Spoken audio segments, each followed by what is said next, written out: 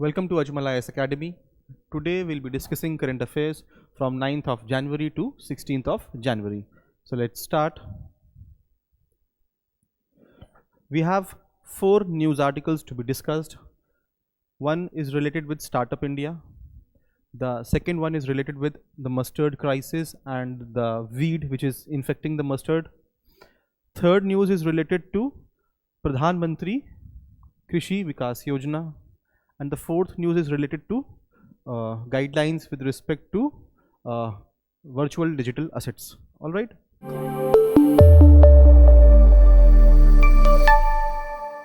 With our first article, देखिए startup India scheme government of India ने launch की थी 2016 में to promote startup culture in our country. ठीक है, तो गवर्नमेंट चाहती थी कि हमारे देश में लोग जॉब सीकर्स न बने बल्कि जॉब क्रिएटर्स बने, और इसीलिए गवर्नमेंट ऑफ इंडिया स्कीम लेके आई थी startup India in the year 2016. ठीक है, तो 2016 में जो स्कीम थी वो लॉन्च की गई थी और आज 2026 चल रहा है और 2026 मतलब कि 10 ईयर्स हो चुके हैं इस स्कीम को. 10 ईयर्स, ऑल राइट, 10 ईयर्स हो चुके हैं इस स्कीम को. तो आइए देखते हैं इस स्कीम में क्या क्या जो है फ़ायदे हुए हैं. ठीक है, तो अप्रॉक्सीमेटली 2016 में जब से ये स्कीम लॉन्च हुई है अप्रॉक्सीमेटली 2 लाख से ज़्यादा रिकग्नाइज्ड स्टार्टअप्स हो चुके हैं इंडिया में. 2 लाख से ज़्यादा रिकग्नाइज्ड स्टार्टअप्स हुए हैं इंडिया में. 120 से भी ज़्यादा यूनिकॉर्न्स, 120 से भी ज़्यादा यूनिकॉर्न्स हुए हैं. यूनिकॉर्न्स का मतलब होता है अगर कोई कंपनी किसी कंपनी की वैल्यूएशन, कंपनीज वैल्यूएशन $1 बिलियन तक पहुंचती है. कितना? $1 बिलियन या फिर अप्रोक्सीमेटली 8300 करोड़ रुपीज़. तो अगर किसी कंपनी की वैल्यूएशन जो है वो $1 बिलियन की पहुंचती है, मतलब अगर उस कंपनी को बेचा जाए तो उसकी जो वैल्यू होगी वो कितनी होगी. ठीक है, तो इंडिया में जब से स्टार्टअप इंडिया स्कीम लॉन्च की गई थी उसके बाद से देखा जाए तो 120 से के आसपास 120 से भी ज़्यादा स्टार्टअप्स जो हैं यूनिकॉर्न बन गए हैं. मतलब इतने बड़े बड़े जो है बिजनेस हाउसेस बन गए हैं कि जिनकी वैल्यूएशन $1 बिलियन के आसपास आ रही है. All right, for example Flipkart, for example Zomato. All right, ठीक है, तो 120 से भी ज़्यादा यूनिकॉर्न्स बने हैं. अच्छा, सेकेंड चीज़, पहले जो हमारे देश में जो ज़्यादा नए नए बिजनेसेस ग्रो करते थे या जो नए नए स्टार्टअप्स हुआ करते थे वो ज़्यादातर आते थे टीयर 1 सिटीज़ से. टीयर 1 सिटीज़ वो सिटीज़ होती हैं जो लार्ज मेट्रोपॉलिटन एरियाज़ हैं, जैसे कि दिल्ली, मुंबई, चेन्नई, बैंगलोर. ठीक है, और जब से ये स्कीम लॉन्च की गई है और उस पर एम्फेसाइज़ किया गया है तो तब से देखा जा रहा है कि 50% से के आसपास के जो हमारे स्टार्टअप्स आ रहे हैं अब वो इन मेगा सिटीज़ से नहीं आ रहे हैं, टीयर 1 सिटीज़ से नहीं आ रहे हैं, बल्कि टीयर 2 एंड टीयर 3 सिटीज़ से आ रहे हैं. कहाँ से आ रहे हैं? Tier 2 cities and tier 3 cities. Tier 2 cities वो सिटीज़ होती हैं जो मेट्रोपॉलिटन एरिया से छोटी होती हैं, मीडियम साइज़ में होती हैं, पॉपुलेशन रिलेटिवली लेसर होती है. For example Lucknow, for example Indore, for example Chandigarh. All right, so in cities को हम टीयर 2 सिटीज़ बोलते हैं. एंड टीयर 3 सिटीज़ वो सिटीज़ होती हैं जो रिलेटिवली और ज़्यादा बैकवर्ड होती हैं, जो सेमी अर्बन एरियाज़ के एग्लोमरेशंस होते हैं. ठीक है, सेमी अर्बन एरियाज़ के टाइप में होती हैं. For example districts like Saharanpur in UP. All right, etcetera. ठीक है, तो ये होती हैं टीयर 3 सिटीज़. तो जब से स्टार्टअप इंडिया लॉन्च किया गया है तो हमने ये देखा है कि बहुत सारे नए स्टार्टअप्स ने रजिस्टर किया है. ठीक है, बहुत नए नए स्टार्टअप्स हमारे देश में आ रहे हैं. ठीक है, और उन स्टार्टअप्स में काफ़ी कुछ स्टार्टअप्स ऐसे हैं जो $1 बिलियन की यूनिकॉर्न्स बन चुके हैं, जिन्होंने बहुत ज़्यादा एक्सपैंड किया है, बहुत ज़्यादा ग्रोथ की है.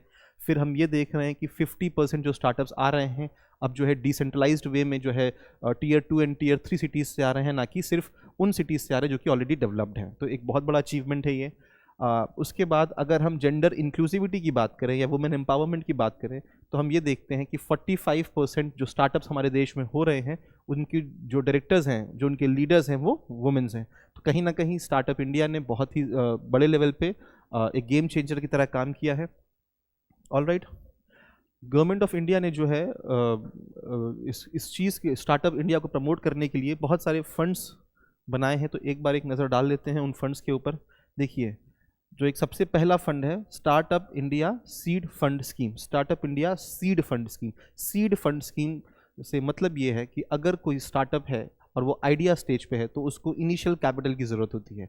तो वो आइडिया जो बेसिकली फंड्स की कमी की वजह से कहीं ख़त्म ना हो जाए, उसको प्रमोट करने के लिए, उसको हेल्प करने के लिए गवर्नमेंट ने इसमें फंड्स क्रिएट किए हैं, जिस स्कीम का नाम है startup India seed fund scheme.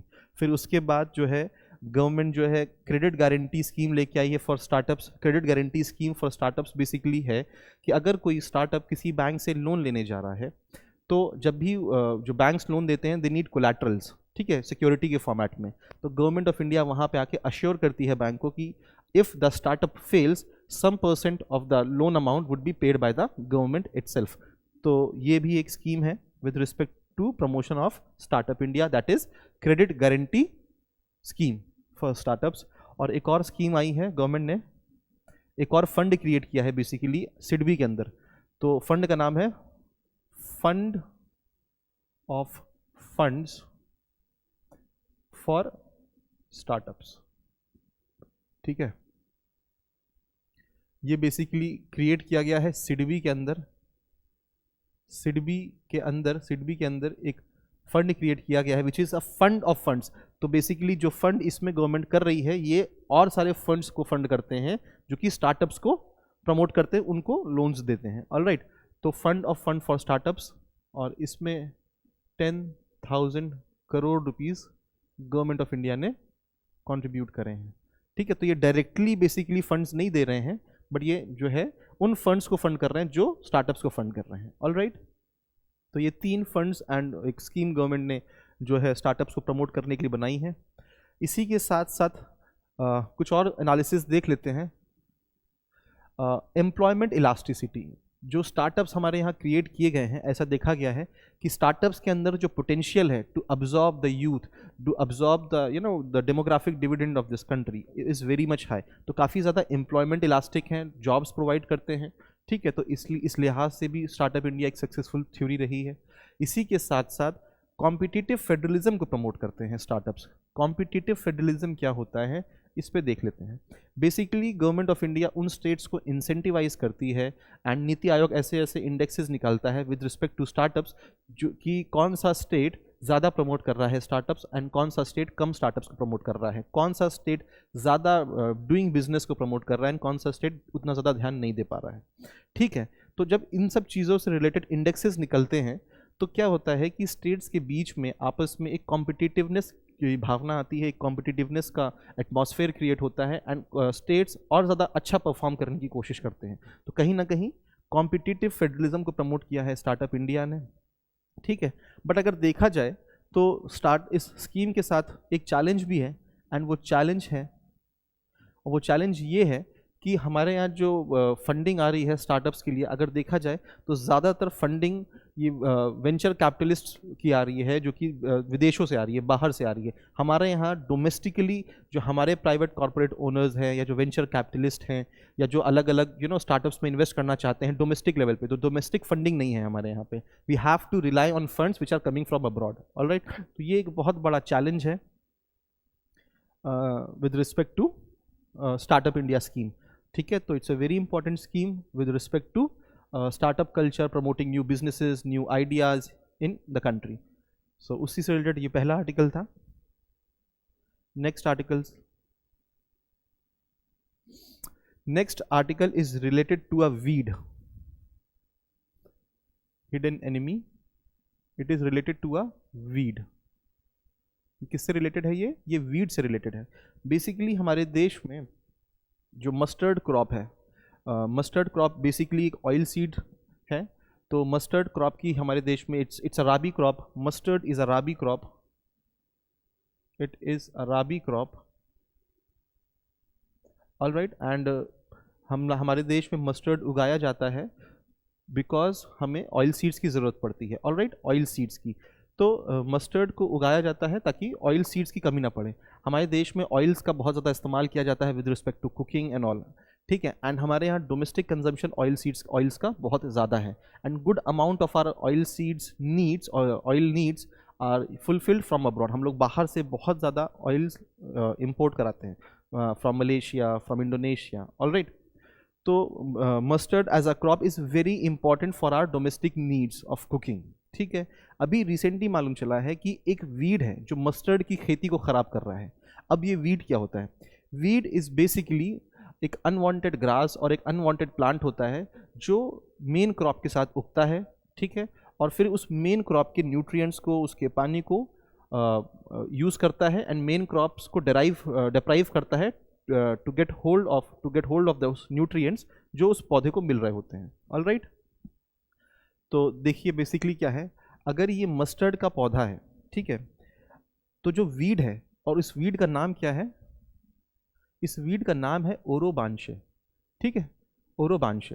And this weed attacks the roots, all right. आप देख सकते हैं ये जो है मस्टर्ड प्लांट की रूट्स को अटैक करेगा, और रूट्स को अटैक करेगा एंड ये जो है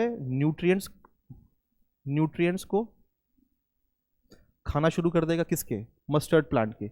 ये वाटर एक्सट्रैक्ट करेगा इस पौधे का, and as a result of which जो मस्टर्ड पौधा होगा उसके न्यूट्रिएंट्स कहाँ जा रहे होंगे? उस वीड के पास जा रहे होंगे। उसका जो वाटर इनटेक होगा वो कहाँ जाएगा? उस वीड के पास जाएगा। And as a result of which the mustard plant slowly weakens, it's you know it goes towards decline, and धीरे धीरे this can lead to death of the mustard plant or a reduction in the overall production of the mustard plant, ठीक है।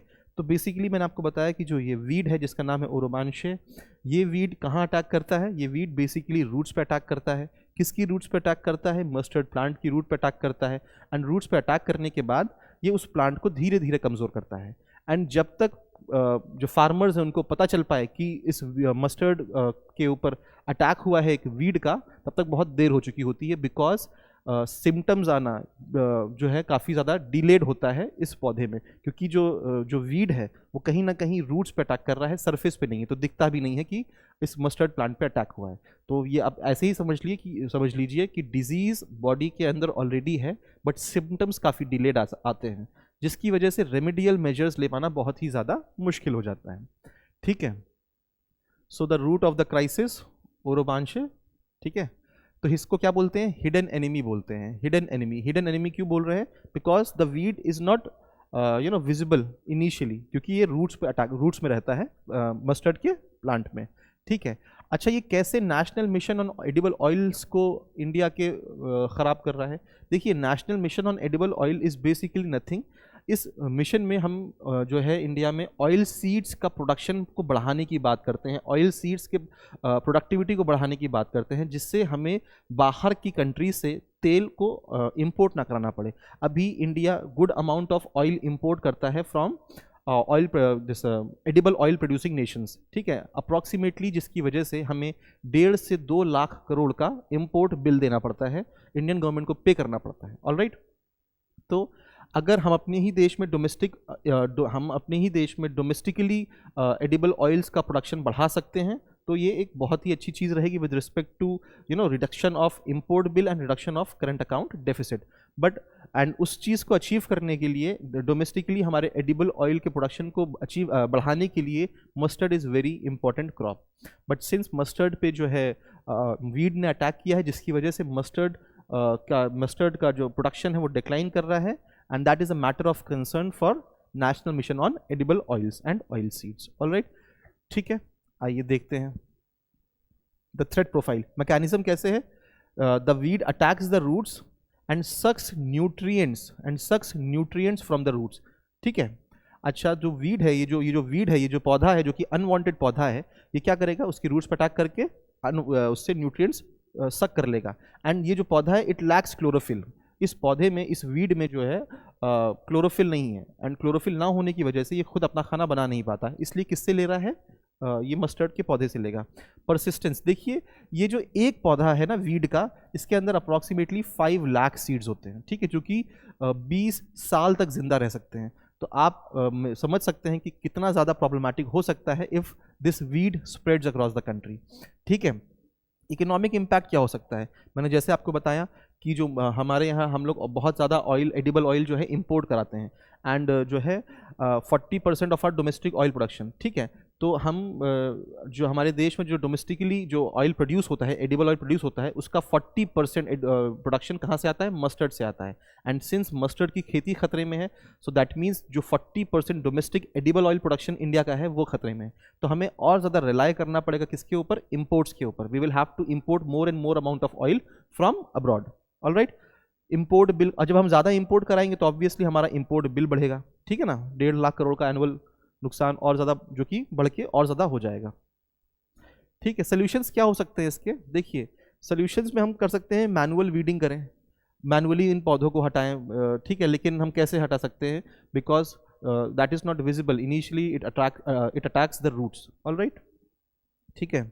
अगर हम chemical pesticide इसका herbicides का इस्तेमाल करेंगे तो वह प्लांट की ग्रोथ के लिए अच्छा नहीं है, प्लांट के इस्तेमाल के लिए अच्छा नहीं है, ठीक है। फिर हम क्या कर सकते हैं, हर्बिसाइड टॉलरेंट क्रॉप्स को उगाएं, ऐसे क्रॉप्स उगाएं जो जिनके ऊपर अगर हम हर्बिसाइड्स का या केमिकल्स का इस्तेमाल करें तो वो जो है क्रॉप्स को कुछ ना हो लेकिन वीड्स मर जाएं। बट ऐसी कंडीशन में जो है जो हर्बिसाइड्स का इस्तेमाल किया जाता है वो बहुत ही ज़्यादा हार्मफुल होते हैं, एंड कई बार ऐसे क्रॉप्स को बहुत सारी कंट्रीज़ मना करती हैं ऐसे हर्बिसाइड्स का इस्तेमाल करने के लिए, ठीक है। तो इसमें एक हमारा एक जो है एक बहुत अच्छा रिफॉर्म हम ये ले सकते हैं, या टेक्नोलॉजिकल सोल्यूशन ये हो सकता है कि दिल्ली यूनिवर्सिटी ने जेनेटिकली मॉडिफाइड बेसिकली एक जीन्स को उन्होंने बनाया है जिनको हम ALS जीन्स बोलते हैं। क्या बोलते हैं, ALS जीन्स, ठीक है। एंड अगर हम इन जीन्स का genetical biotechnology and genetic engineering का इस्तेमाल करके इन जीन्स को हम मस्टर्ड क्रॉप में ले आते हैं, so the mustard crop would be resistant to these weeds, alright, ठीक है। चलिए नेक्स्ट न्यूज़ देख लेते हैं। Next news is related to governance, alright. तो देखिए क्या है कि इनिशियली जो है बहुत सारी schemes with respect to ministry of agriculture and agriculture से रिलेटेड कई सारी स्कीम्स हमारे देश में चल रही थी, ठीक है। तो जब बहुत ज़्यादा स्कीम्स हैं तो अलग अलग डिपार्टमेंट्स उन स्कीम्स को चला रहे हैं, अलग डॉक्यूमेंटेशन प्रोसेस रहता है, ऑलराइट, अलग अलग फॉर्म्स फिल करने पड़ते हैं उन स्कीम्स में अप्लाई करने के लिए, जिसकी वजह से फार्मर्स के बीच में बहुत ही ज़्यादा कन्फ्यूजन है, ठीक है। स्टेट्स के बीच में बहुत कन्फ्यूजन है, ठीक है। And as a result of which कई बार जो है जो फंड्स मिलने चाहिए किसी पर्टिकुलर स्कीम में वो उस हिसाब से मिल नहीं पाते हैं, ठीक है। कई बार इम्प्लीमेंटेशन ऑफ स्कीम्स वीक रहता है क्योंकि मल्टीपल एजेंसीज हैं, ठीक है। इसीलिए गवर्नमेंट ने क्या किया है, गवर्नमेंट ने जो एग्रीकल्चर से रिलेटेड स्कीम्स हैं उनको मर्ज करने का सोचा है, एंड उनको मर्ज करके एक अम्ब्रेला स्कीम बनाने का सोचा है, ठीक है। एंड उस अम्ब्रेला स्कीम के अंदर और बाकी सारे कंपोनेंट्स आएंगे जो अलग अलग स्कीम्स के हैं, ठीक है। तो एक अम्ब्रेला स्कीम रहेगी, एक स्कीम रहेगी, तो एक डिपार्टमेंट उसको आराम से स्मूथली उसको मैनेज कर सकता है, एंड इस मेन स्कीम के अंडर अलग अलग स्कीम्स रहेंगी, ऑलराइट, जो कि स्टेट्स के लिए बेनिफिशियल रहेगा, फार्मर्स के लिए बेनिफिशियरी रहेगा, ऑलराइट। तो देखते हैं, ठीक है। सो प्रधानमंत्री कृषि विकास योजना स्कीम है, ठीक है। एंड ये एक अम्ब्रेला स्कीम रहेगी, एंड इस स्कीम के अंदर अलग अलग कंपोनेंट्स रहेंगे, जैसे कि सीड्स से रिलेटेड स्कीम्स रहेंगी, सॉइल हेल्थ से रिलेटेड स्कीम रहेगी, फार्म मैकेनाइजेशन से स्कीम रहेगी, और अभी तक क्या था, इन सारी स्कीम ये सारी अलग अलग स्कीम्स थी, ठीक है। तो अभी सारी स्कीम्स को क्लब करके एक जो है अम्ब्रेला स्कीम बनाई गई है, एंड इसके अंदर अलग अलग सब हेड्स डाले गए हैं, ऑलराइट। तो देखते हैं इसमें तो की रिफॉर्म्स क्या लिए गए हैं। States choose components based on agro climatic zones, ठीक है। अब पहले क्या था कि सेंट्रल गवर्नमेंट स्कीम बना देती थी एंड स्टेट्स को उसको इंप्लीमेंट करना पड़ता था, तो स्टेट्स की जो नीड्स थी, नेसेसिटी थी, वो कई बार इग्नोर होती थी। अब क्या है, एक अम्ब्रेला स्कीम है, अलग अलग कंपोनेंट्स हैं, जिस स्टेट को जिस हिसाब से जो स्कीम का इस्तेमाल करना हो वो उस स्कीम के अंदर अप्लाई कर सकता है एंड उसके बेनिफिट्स ले सकता है। For example, a state imagine like Rajasthan और Haryana can focus more on irrigation component of any of the schemes of the government, ठीक है। and a state, for example, say, Assam can focus on good quality imports of farm mechanization components of the central government schemes related to agriculture. ठीक है, performance based funding रहेगी. Performance based funding देखिए इसमें basically ये है कि उस state को government scheme, central government schemes का ज़्यादा फायदा मिलेगा जो अच्छा परफॉर्म कर रहे होंगे, या गवर्नमेंट ने जिस रिफॉर्म के लिए बोल रखा होगा उन रिफॉर्म्स को अच्छे से इंप्लीमेंट कर रहे होंगे. उन स्टेट्स को आसानी से फंडिंग मिलेगी सेंट्रल गवर्नमेंट की स्कीम्स का. For example, if the central government has asked for market reforms in agriculture, कि APMC को रिफॉर्म करिए, मंडीज़ को रिफॉर्म करिए अपनी, तो जो स्टेट अपनी मंडीज़ को अच्छे से रिफॉर्म कर रहा होगा उस स्टेट को आराम अच्छे से फंडिंग मिलेगी, ज़्यादा फंडिंग मिलेगी. एंड अगर किसी स्टेट ने अपनी मंडीज़ को रिफॉर्म नहीं किया है तो उस स्टेट को के लिए एक डिसइंसेंटिव रहेगा with respect to central government funding with respect to any of the components of the scheme. All right, तो परफॉर्मेंस फंडिंग रहेगी एंड इंसेंटिव्स रहेंगे. जो स्टेट अच्छे से इंप्लीमेंट करेगा स्कीम्स को, वो उसको अच्छे से स्कीम्स का बेनिफिट मिलेगा. जो नहीं इंप्लीमेंट करेगा रिफॉर्म्स को, that would be disincentive to that state.